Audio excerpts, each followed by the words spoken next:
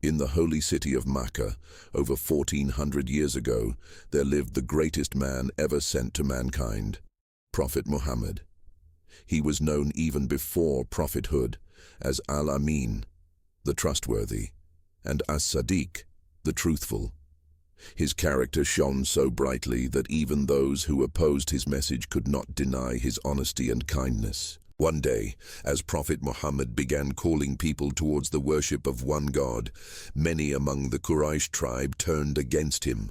They mocked him, insulted him, and treated him harshly. Yet, the Prophet never responded with anger or hatred. Instead, he always prayed for their guidance. There was one old woman in Makkah who particularly disliked him. Every morning when the Prophet would walk through the streets to go to the mosque, this woman would throw garbage, dust, and waste from her rooftop onto him. Day after day she did this, and day after day the Prophet quietly endured it without saying a single harsh word. He would simply clean himself and continue his journey, never showing anger or frustration. One morning, as the Prophet walked down that same street, he noticed something unusual. No garbage fell on him. He stopped and looked up, but the woman was not there. Concern filled his heart instead of relief.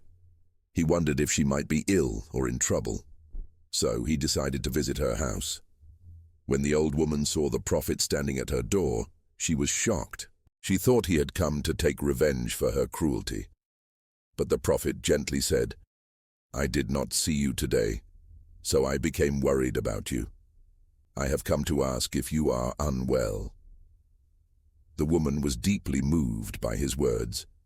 She saw with her own eyes that the man she had insulted and mistreated for so long was not only forgiving her, but showing genuine care for her health. Tears filled her eyes as she said, "O Muhammad, I have hated you without reason, but you have only shown kindness and mercy. Truly, you are the Prophet of Allah."